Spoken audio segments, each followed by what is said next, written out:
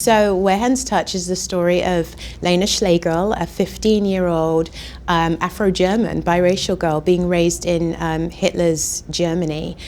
She's coming of age, and it's the 1 year period in her life when she goes from girl to woman and really has to struggle for survival and all the relationships she has in her world at that time.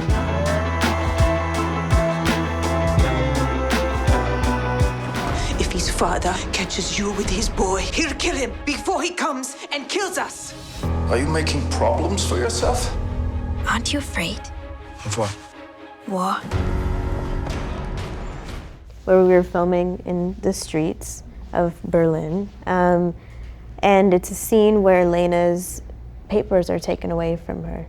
And she's told that she is the scum of her country, that I'm kind of paraphrasing, that her existence itself is a blemish to her nation, and her mother is told that she should be ashamed of herself for having a Negro child.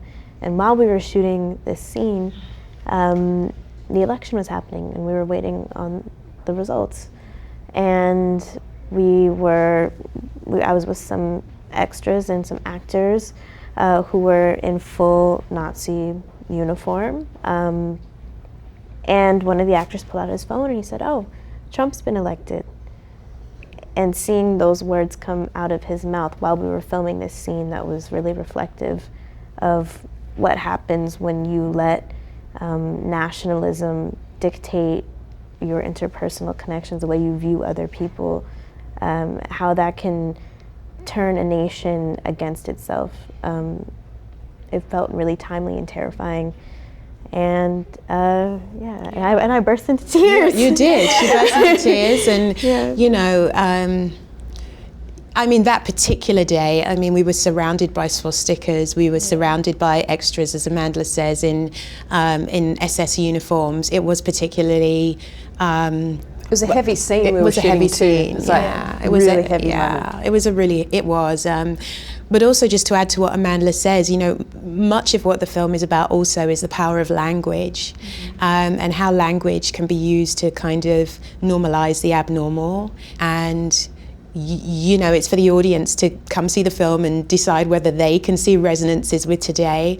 But we can often dismiss language. But at the end of the day, language can be used to sleepwalk us into accepting that which we might not have accepted a year before.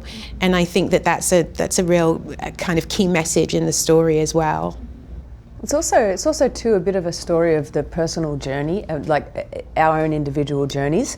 And no matter where we are, who we are, the colour of our skin, or what is happening around us, that we still have this sort of willpower, this determination to live the passion of our own existence. And that's what I think you see with Lena. And it has, of course, it has ramifications and it has a ripple effect.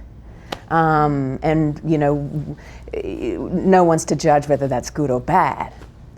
But it's a journey, and we're all on those journeys. It doesn't matter what era it is, 2018, we're all on the same journey.